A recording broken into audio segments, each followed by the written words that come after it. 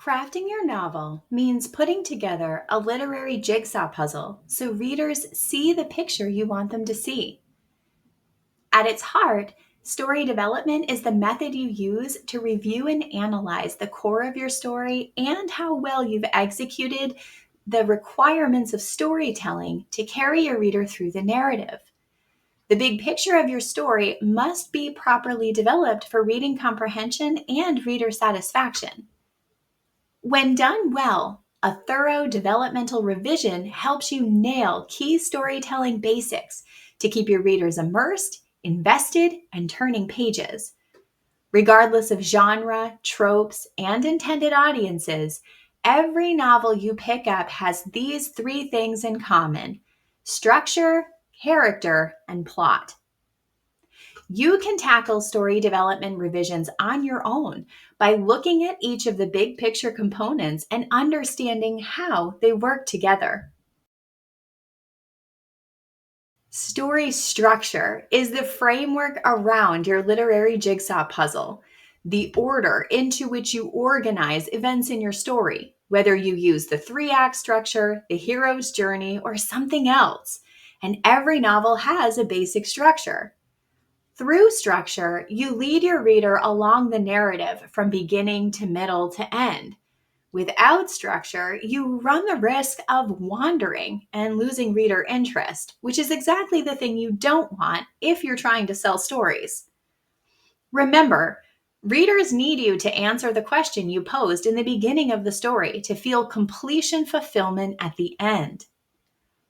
If the world is the thing you care about the most, and your protagonist travels to a strange land, sees all the interesting things, and is transformed by the peculiar world, your story must be driven by place.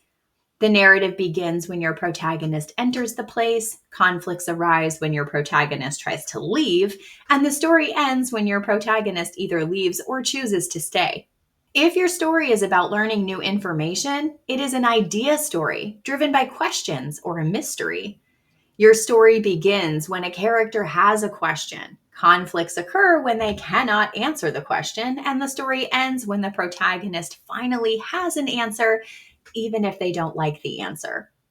A character story is centered around the character's role within their community and typically focuses on who your protagonist is rather than what they do. The story is driven by angst and starts with a shift in identity. Conflicts arise to keep the protagonist from changing, and the story ends when the protagonist solidifies their self definition. If you've written a story about a life changing event or a series of events where the narrative is driven by action, your story begins when the world has been disrupted or is otherwise in a state of disorder. Conflicts keep the protagonist from restoring order, and the story ends when either a new status quo is reached or the previous status quo is restored.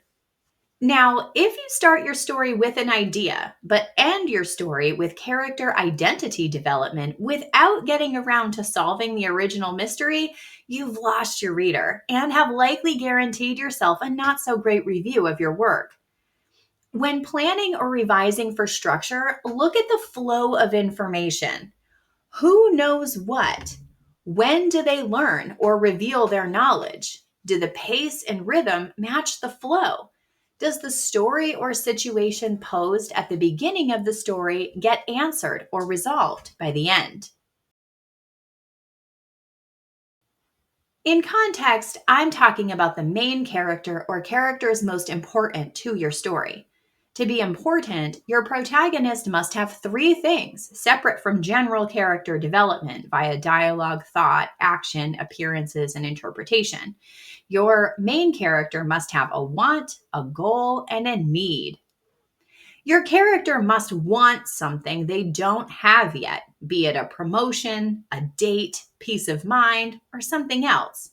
And to secure their want, the protagonist will have a goal. The goal is the thing your protagonist works toward to get the thing they want and helps create the plot of your novel. The protagonist's need? The need is a handy little device you will use to hinder your protagonist's progress toward their goal, and the need works double time as the lesson your protagonist must learn. The need is often, but not always, a hidden trauma or personality trait that, when addressed, repaired, or developed, helps the protagonist realize their true power in whatever shape that takes for your story. If your character wants a big raise at work, for example, their goal may be to create an out of the park presentation for investors. Their need, though, may not be cash at all, but the recognition that comes from a job well done. The pursuit of accolades hinders their progress as they end up clout chasing rather than focusing on doing good work. If your character wants to get married, their goal may be to go on a date every day until they meet that love at first sight romantic interest, the one that makes them hear wedding bells when they step into the room. The character's need, though, may be learning to love themselves rather than seeking external validation through romance.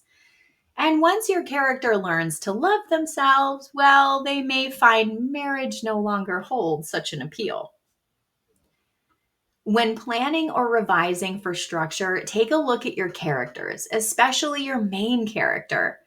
Are you able to infer from the words alone what your character wants and what they've set as a goal to get it?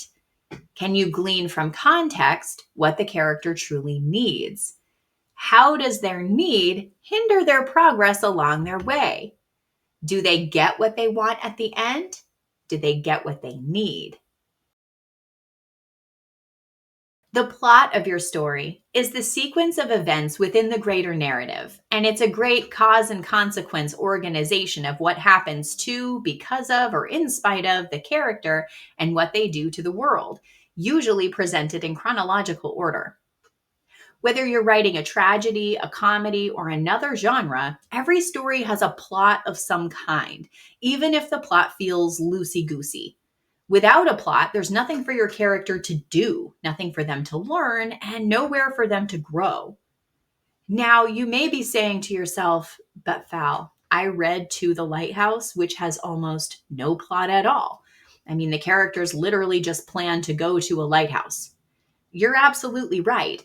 But even novels like To the Lighthouse still have a basic plot, though it is secondary to philosophical introspection, which is the real purpose of the work.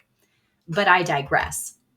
Story plot provides the premise on which you will write your novel's blurb, that whet the appetite paragraph on the back cover or inside flap.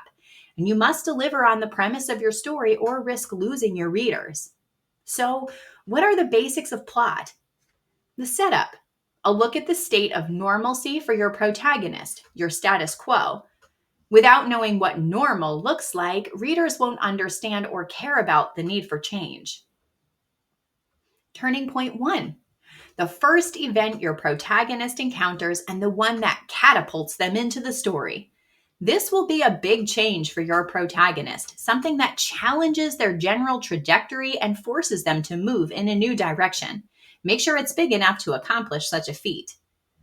The call to action. Derived from your inciting incident or that first turning point, your protagonist must make their first choice. Regardless of when it happens, the character's choice should be an active one, something they do rather than something done to them. Exploration, the roller coaster ride of the new world after accepting that call to action, the trajectory of which is dependent upon the climax. We'll get there in a few. If your climax is a high point, show the low. If the climax is a low point, show the high. Turning point 2 is the midpoint of your story, where your character will reach their highest or lowest point thus far.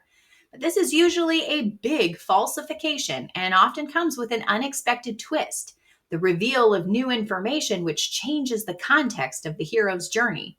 After all, readers still have the back half of the story to read. The opposing moment. Now, depending on the midpoint of your story, your protagonist will likely experience a dip or a peak.